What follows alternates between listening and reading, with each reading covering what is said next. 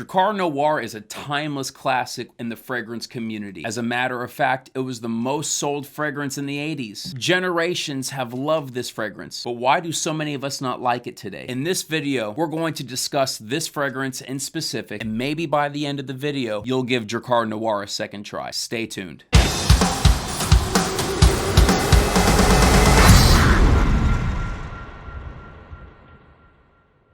Hello everyone, Beau Million here. Thank you so much for tuning into my channel one more time. If you have not already done so, go ahead and click that subscription button, click the notification bell, press the like button for the YouTube algorithm. Thank you so much and enjoy the video. So Drakkar Noir has always had a reputation for itself. Many people for years and years and years have said this is their signature fragrance. Most likely your father owns this fragrance, maybe even your grandpa. Not only that though, young adults all around the world are wearing Drakkar Noir. Well, maybe not the world, but young adults all around are wearing Drakkar Noir. High schoolers are wearing Drakkar Noir. But if you're like me, you might have had an interesting experience your first time smelling this fragrance. I remember it like it was yesterday. I walked into Marshall's, I saw the fragrance cabinet, I said, that's Drakkar Noir. That's the most famous fragrance out there, right? The Dior Sauvage of the 80s. TV shows talk about it. Well, we have the kidnapper's voice on tape, remember? Drakkar Noir. Or make jokes about it. But I remember when I saw it in the cabinet, it was just sitting there. It practically said buy me on top of it. Some pretty good marketing right there, right? I looked at the box. It was very sleek, very minimalistic, even a cool little texture on the box, right? The marketing seemed decent, and the price even seemed better. So for the 3.5 ounces, I went ahead and picked up Drakkar Noir at $28. Figured what could go wrong? Everyone likes the fragrance. I took the box out of the plastic wrapper. I opened the box. I looked at the bottle. Feels good quality. I grabbed the lid. Not as good quality, but I took the lid off. And I looked at the fragrance. I said, here goes nothing. So I took the bottle and sprayed 2 sprays on my left hand. Of course, I shook my hand because that's what you're supposed to do. After all, I didn't want to smell alcohol straight up. I took my hand up to my nose and I smelled it. And what I smelled had to be the most disgusting scent I have ever smelled in my life. Well, maybe the second most disgusting. Actually, the third most disgusting. Fourth most disgusting? It was really bad. I had the notes of musk and meh all over my hand. Yes, it smelled a tad bit bright, but it smelled more like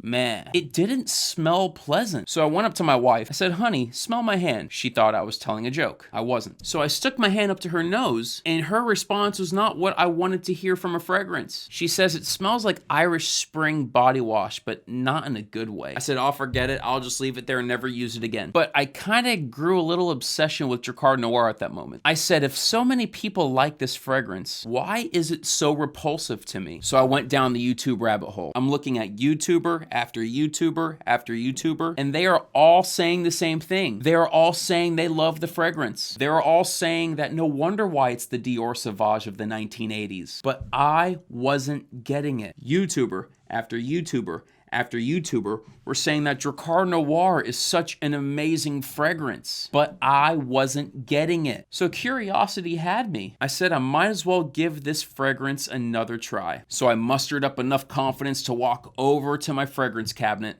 actually my fragrance countertop. I pulled out Drakkar Noir. I took the cap off one more time. I looked down the atomizer of the great beast, and I said, let's give this one more shot. So of course, 2 more sprays.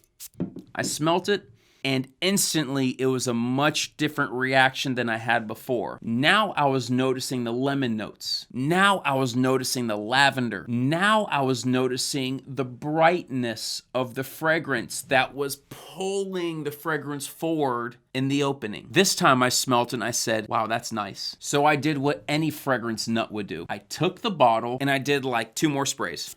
I walked up to my wife. I said, honey, smell this. She goes, that smells nice. I said, there we go. That's it. And I've come to realize something. I don't know if it's psychological. I don't know if it's a mental thing. I don't know if it's a nose thing. But the first 2 sprays of Drakkar Noir were not Dior Sauvage quality. But the next 2 sprays of Drakkar Noir, maybe not Dior Sauvage quality, but now I get it. Now I understand. Now it makes sense to me. This is now actually a very pleasant barbershop fragrance that has a very citrusy opening. And when it mellows down, the sandalwood comes through. The leather comes through. I'm noticing the pine tree needles coming through. Now it's a very pleasant fragrance. So if you've used this fragrance before, more so if you sprayed the first time you sprayed out of this bottle and it was not good at all, and you decided to put the bottle down, do yourself a favor, pick it up again. You might get a different experience out of this fragrance. Now, some would say that this fragrance is only for cooler seasons. I have to disagree. I might be wearing the suit and tie right now, but I do work outside. And I sprayed Drakkar Noir when I was sweating outside, and it smelled great. As a matter of fact, for being one of my cheaper fragrances, it is one of my favorite fragrances. With the price of the fragrance, with the legacy of the fragrance, everything about this fragrance is great. Great projection, tremendous opening. When it mellows down, it smells wonderful. Even great marketing. There's only one downside, of course. And for any of you who have used Drakkar Noir, you know this for a fact. Longevity is trash. I did spray it on my skin, and 4 hours later, there was nothing. But I do have a solution for you. Spray again.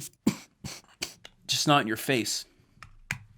Ugh. The fragrance is so cheap that honestly you can afford to spray quite a few sprays throughout the day. And since it's a very pleasant opening to the fragrance, it's not going to be obnoxious to your nose. It shouldn't be obnoxious to those that are around you. You have to remember something. Drakkar Noir was the Dior Sauvage of the 80s for a reason. It's because everyone liked it. Is it modern? Definitely not. But is it that disgusting, repulsive, putrid scent that I smelled the first time I sprayed this bottle? It definitely is not. This video is not sponsored by Drakkar Noir. They did not hand me a check. Guy LaRoche did not hand me a check for talking about this. But I have to say, the fragrance is not as bad as other people think it is. I know there's that one YouTuber out there who says that this is disgusting, that it is not meant for today. And I have to respond with this. Drakkar Noir is only as good as your confidence level.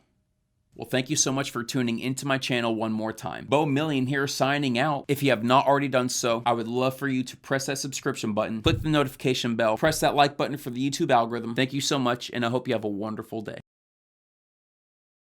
Oh, my tire's backwards.